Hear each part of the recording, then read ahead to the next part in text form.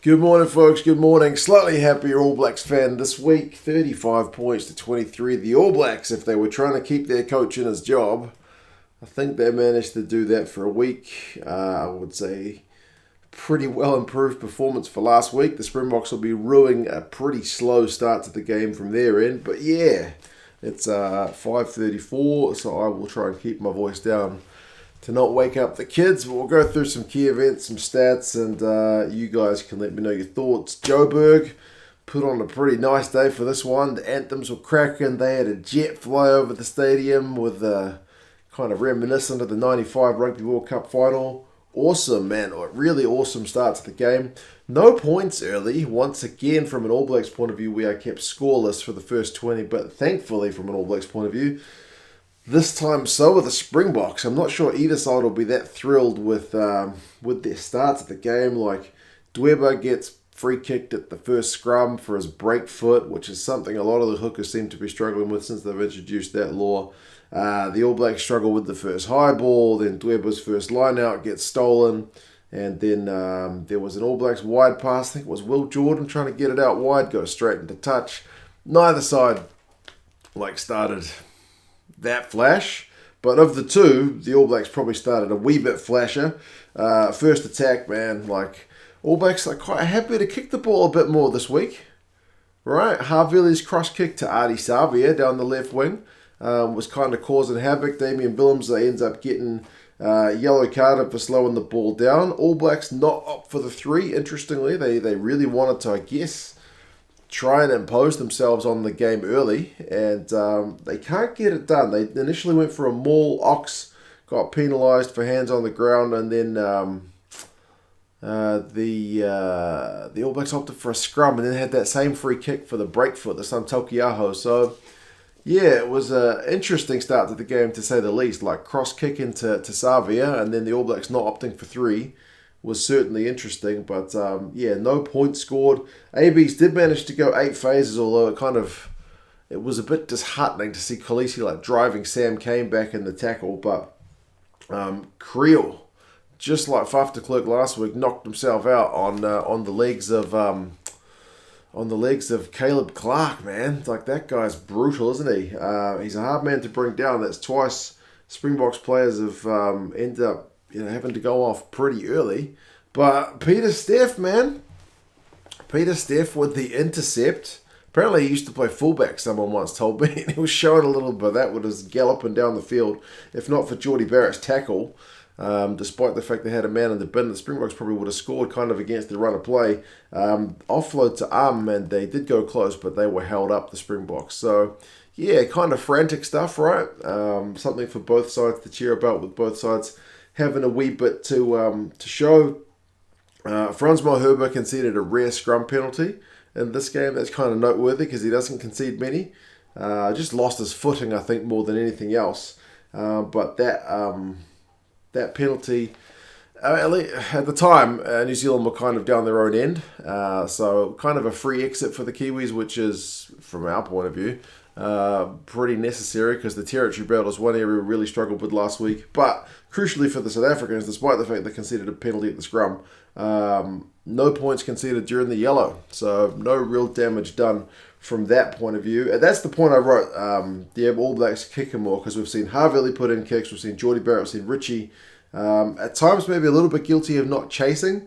Pollard at one point has got the ball in his own 22, and he's just got all the time in the world to make the clearance. But I guess I can see why you don't want to run yourself into the ground at Ellis Park with the altitude, but still.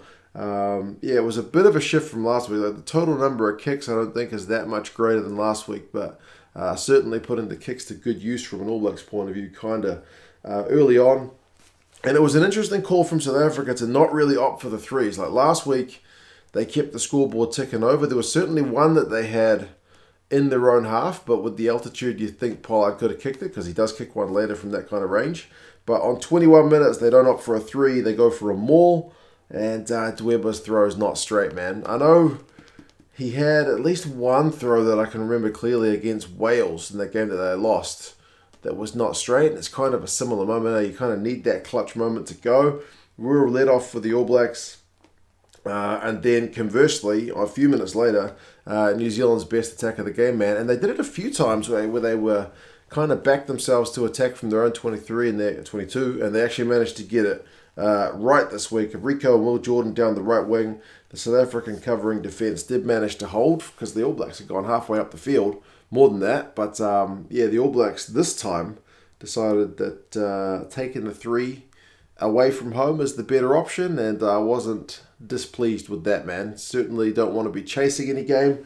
So 3 points then to the All Blacks. Richie with a good kick.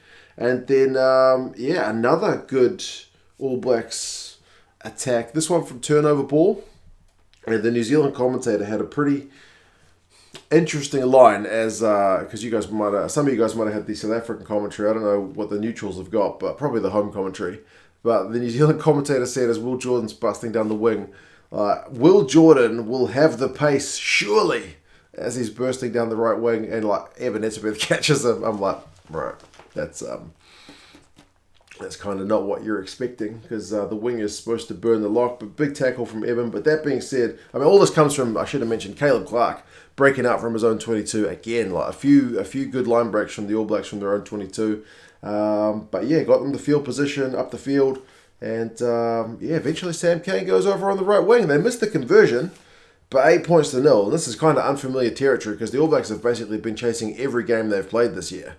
They're 8 points to 0 ahead away from home, and you can feel that the Springboks management were not happy with the way things were going because they start to ring the changes. The first one's Marx comes on for Dweba, but he's not really given much chance to make an initial impact because Richie Mwanga puts in a really great kick, puts South Africa back in their own territory, and as I said last week, the territory is one area the All Blacks absolutely struggled, and from there the All Blacks go 11 phases. They get advantage. I think it was a high tackle.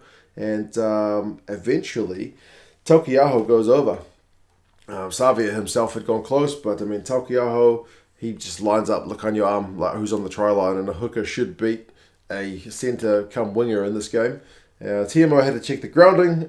He clears it, and it's 15 points to 0. 15-0, man. This is unbelievable from an All Blacks point of view from last week. Last week, not at the races. This has been night and day better. Clearly, these guys were fired up and, I don't know, just playing a bit smarter rugby. Kicking when you should be kicking. Springboks, again, maybe not happy, definitely not happy with how things are going. Visa comes on for Vermeulen, Kitshoff comes on for Ox, and the All Blacks have scored 15 points within 35 minutes.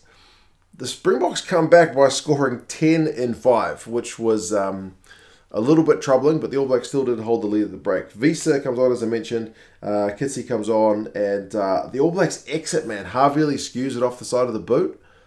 And do the Springboks need any kind of invitation? No, they absolutely made to pay for the poor exit. It's a maul. The ball goes wide. It's Willemse to Pollard to LaRue to He beats Caleb Clark. Gets himself on the board in the 37th minute.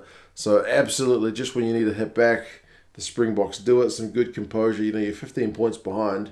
They took their chance really well. And then another New Zealand loose pass before halftime means they concede a penalty 55 metres out. This time with the clock pretty much in the red. Pollard, he gives it a good whack. And like I mentioned, 10 points to 15 at halftime. So pleasing from a New Zealand point of view to have a bit more to shout about in that first half. Certainly a lot more dangerous. Picking their moments to attack from their own 22, which was sometimes refusal to accept they were going backwards last week, whereas this week kind of kicking at the right times, albeit with a kind of couple of poor plays towards the end of the first half. Springboks 10 points in 5 minutes was pretty concerning, and to be honest, second half pressure still kind of comes on. More pressure and another penalty. I think it was a no-arms tackle from, was it one of the props? But, South Africa go within 2 points early on in the second half. I was a little bit, from a South African point of view, a bit disappointed that a few minutes later, after going within 2 points, there's penalties each way at the breakdown, and there's a bit of handbags, and it turns out the handbags is from Jasper Visa, who can be a bit of a grub. Every team's got a player who can be a bit of a grub. For the All Blacks, it's usually Dane Coles. He's the ultimate grub. Even New Zealand players don't like playing that guy. I know he wasn't playing in this game, but Visa he smashes Aaron Smith, off the ball. I mean, obviously off the ball. He had the ball, but the whistle had blown. Maybe he genuinely didn't hear the whistle, or maybe he just wanted to smash Aaron Smith. I mean, who doesn't want to smash a kind of yappy halfback? You can kind of understand it, but it's late enough that everybody stopped. Smith's kind of standing up straight, and it's a soft penalty. Either way, it's a soft penalty. And having scored 13 unanswered points, that's not the kind of penalty you want to be giving away. So it's a wee bit of a settler for the All Blacks, right? It's an easy 3 where they just conceded a penalty and were about to probably have to defend them more in their own half. Now they've got 3 points on the board, which they didn't have before. So, I thought that one, in terms of the match, that's one that won't go down that well in the review. 51 minutes, the South Africans did go close in the corner. But I think it was arm had a foot in touch, but then they had an advantage anyway. They go back for the maul, they go again, it's an advantage, and then they knock it on? But either way, they go again, they opt for a maul. This time the All Blacks maul defence manages to hold. Newell had come on, the prop on his debut. He's a big part in holding up that South African maul, and then Savea gets a turnover, so it's another kind of exit. So that's 2 kind of momentum shifts in a New Zealand direction after being under the pump for the end of the first half and the start of the second. And South Africa's line-out starts going askew.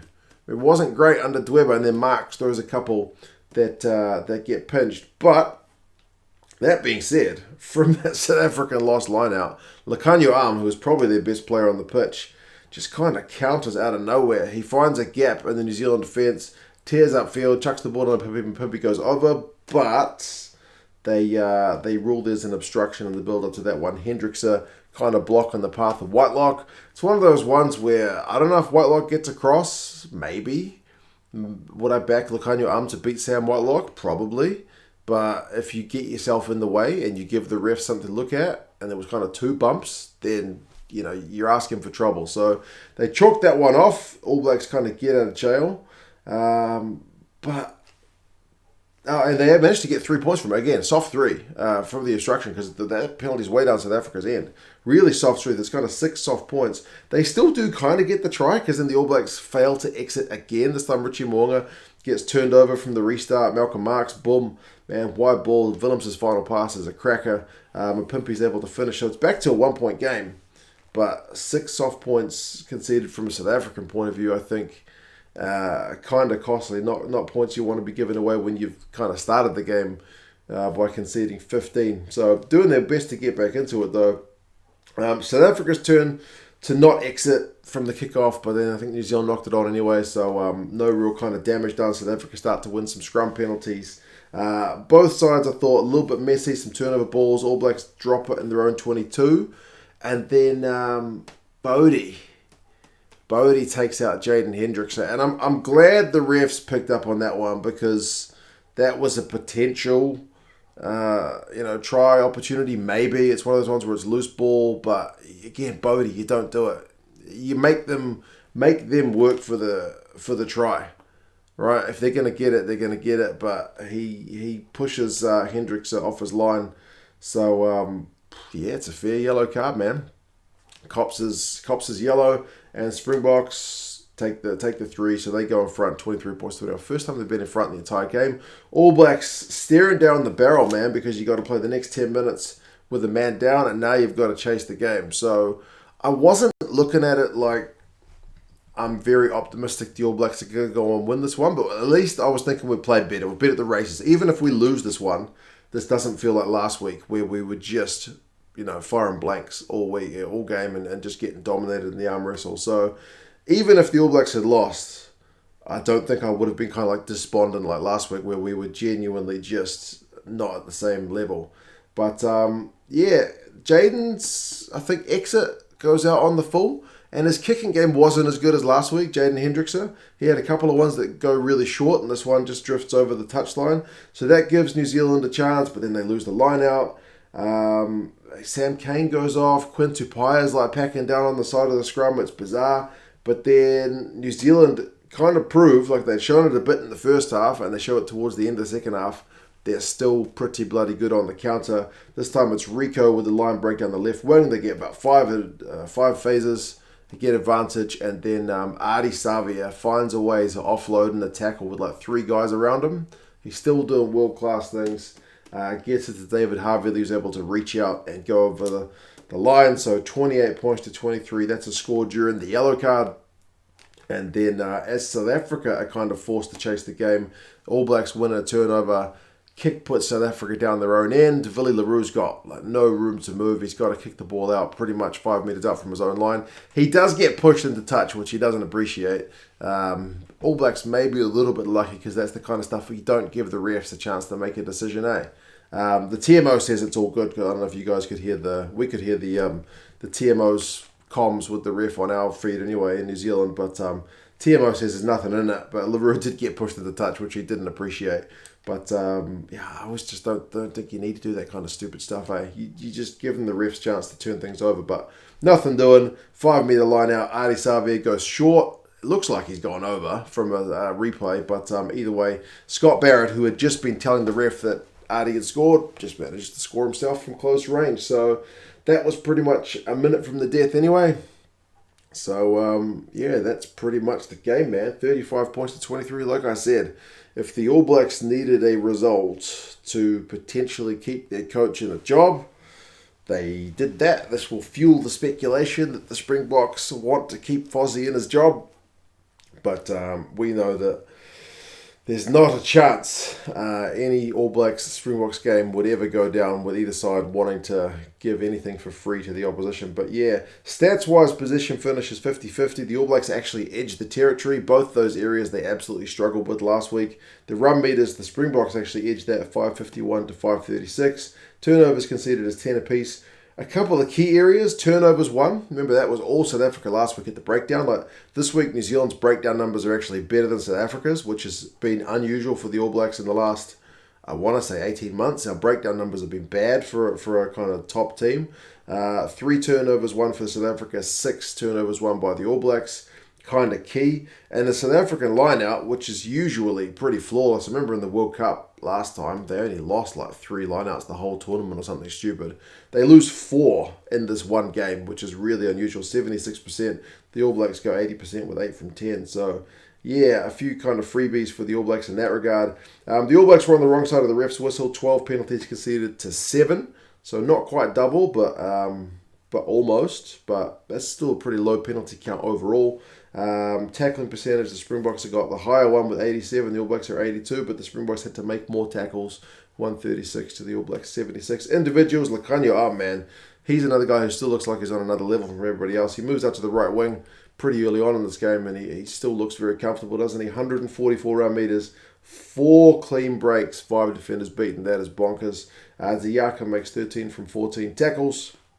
Rieko Ioane gets man of the match, 104 run meters from him, clean break and 4 defenders beaten. I'd still like to see him pass a little bit more.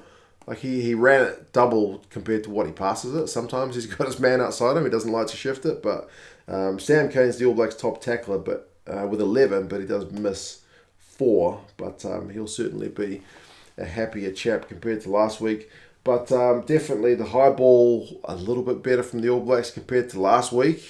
But as I said, Jaden's kicking I don't think was quite as on song. The All Blacks kicked it when they needed to. A couple of poor restarts did cost them. South African line out, as I said, costly.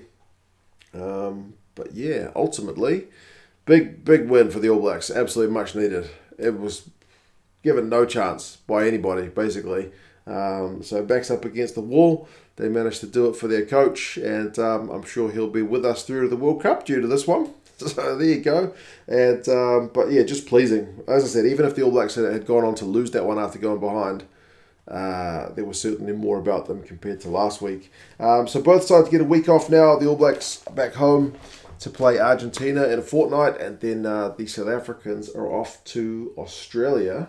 We're still waiting for the Australian and Argentinian game, which is going to get underway in about an hour. So if they can go 2-0, they'll put themselves in the driver's seat for the competition with 2 home games coming up, the Aussies. But we will see. You guys let me know your thoughts. How do you think the game went? Key moments, key decisions. And yeah, I'll talk to you guys again soon. See you later.